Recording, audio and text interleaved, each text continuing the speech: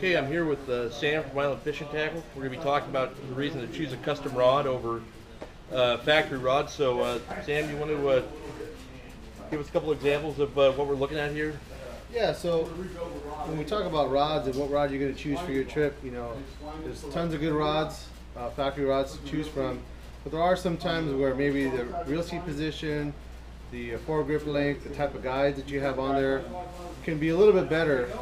And you know, unfortunately, the factories can only build them one way, and a lot of times that's going to be the most convenient way for them to do it. You know, so that's when it comes to us, and we want to have something done a certain way for a certain situation. Right. And that's what we want to talk about today. So, you know, just to add to that a little bit, so one of the problems that we have with the factory rods is that they're built for basically one size person, which is basically, I don't know what size person they use, but as you can see, Sam and I are different heights, we have different arm lengths, we have different things we like about rods. And you know, the biggest thing, I'm going to grab this rod here as an example.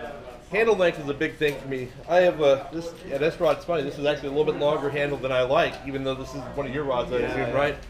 So, for example of two very different tastes and handle lengths. So, why don't you talk about well, this is probably the best example of what we're talking about. You know, this is built specifically for fishing on a long range boat. Right.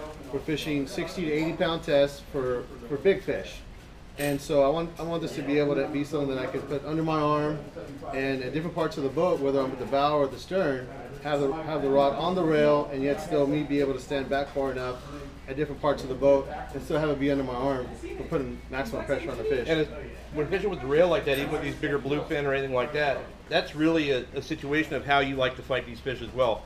And you know, if you put it on the rail, you might be down on your knee, you might be one of the people that squat down, whatever. If you know how you want to fish, you can come and talk to Sam or his rod wrapper, and they will explain, okay, well, you might need this back section a little longer. All of my fishing I do from a skiff, so I want a certain length so I can pull on it the proper way. I'm rarely putting anything on the rail. I might put something on my knee with my leg up on the gunnel, but that's about it. So aside from the handle length, you can choose different reel seats.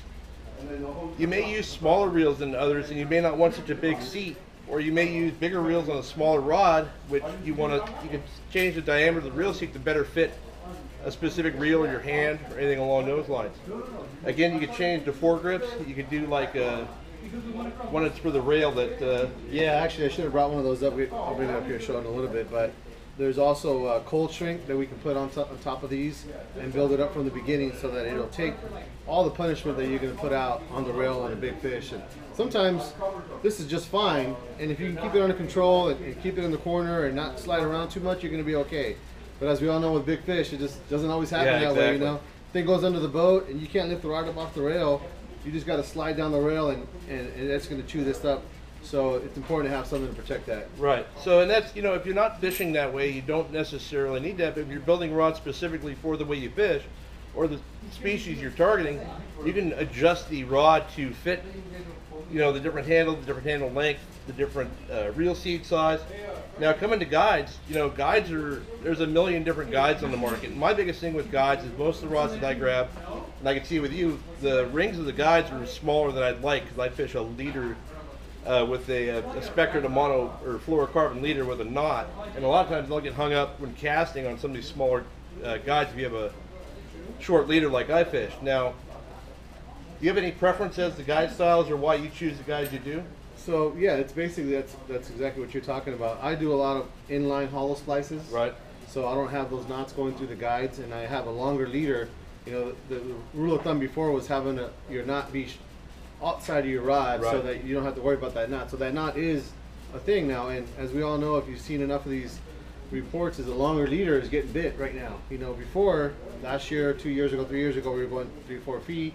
You didn't have to worry about that, but definitely it seems like this year a longer leader is getting bit, and so having those larger guides to be able to cast through that leader is a big deal. So like I said, I do a hollow connection, so I don't have to deal with that as much, but that's not something most people are doing. Yeah, exactly. You got to have those larger guides to make that cast. Right. You know, one of the other things that, since we're talking custom rods, and it wouldn't be a custom rod without being a custom, one of the nice things about it, he talks about fishing on sport boats, is when your rods are all wrapped the same way. Yeah. You can walk up and you know exactly where they are at the in the rod racks on the side. Very easy to grab things. You know, I have different wraps on different beauty wraps on my rods that show which blanket actually is I could just look, oh, that has 3 bands of silver, that's the heavy, the 2 bands the medium, 1 is the light, and it just makes life a lot easier. Plus you can get something that looks right to what you want to do. One of the other things here, and he doesn't have an example handy here, but a down wrap or spiral wrap rod. A lot of private boaters are using them. They're not real popular on sport boats, especially on the bigger fish, but they really do give you a big advantage when fighting big fish because they tend to center the reel and you don't fight the side-to-side roll when you're fighting in a stand-up position, not as opposed to being on a rail. But there's not a single factory rod on the market that has that, but if you're interested in it, you can come to a guy like Sam or any of the other builders in your area and have them build that rod for you. The one thing, let's talk about cost. Custom rods in the old days, it was, they were more expensive to get wrapped than a factory rod, or cheaper if you did them yourself, as you were talking about back in the 90s and stuff. But these days, I think the price is almost comparable between a factory rod and a basically wrapped custom rod. Yeah, that's definitely true. I mean, obviously when you get into the real lightweight stuff, there's a lot of great options that are already built that are actually really nice. And sometimes some of this handle stuff, because your fishing light stuff, doesn't come into play as much. But when you get into the heavier stuff, there's not really a cheap way to make them. They got to use really good quality guides, reel seats. The blanks are more expensive. And so once you price it all out, it ends up being the same price, or sometimes even a little bit more for a factory rod, depending on the brand. And so you can get something done for pretty much the same price you're going to buy one off the rack. Obviously, the only thing is time. If you needed it that night, obviously we can't do it in one day, but more often than not, guys plan out their rods for the trip, and we can get it done. So speaking of that, what if someone had never purchased a custom rod or even thought about getting them, what would be the steps to actually getting one at your shop? Well, it all starts out just the same as when you're buying any rod. Is what reel are you putting on it? What kind of trips are you going to go on? Maybe if you have a specific trip to handle that. Maybe even where it lines up in your lineup. Maybe you already got 5 or 6 rods. We don't want to have something that replicates what you already have, or something like that. So we want to figure out which rod you're going to need.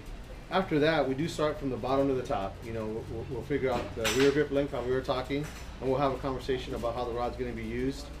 The reel seat, a lot of times is going to be, we use a lot of these Alps aluminum reel seats.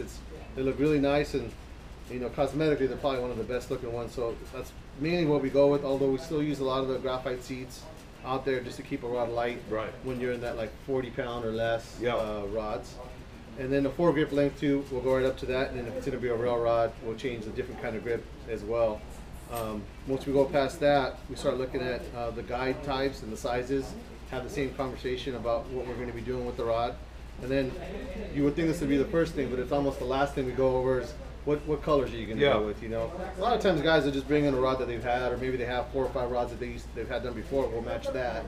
Right. But most of the guys come in and say that, I want something to match my brand new reel that happens to be a certain color. We'll match it to that, or something to go like that. Well, great. It's we've covered a lot of stuff here. Do you have any other things? No, I just pretty much want people to know that we have everything down here to show you. We can help you by if you want to wrap your own rods. We have all the stuff here to help you along with that. We're actually even thinking about doing some classes coming up here pretty soon. But if you just have questions on rods in general, sometimes it's good to have that conversation with somebody, and maybe a factory rod will work for you.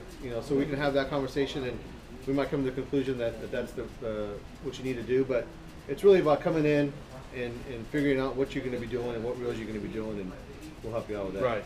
And you have the full line. You have blanks, reel seats, guides, everything here that people can look at. You've got all the range shadow rod blanks. You've got Alps components.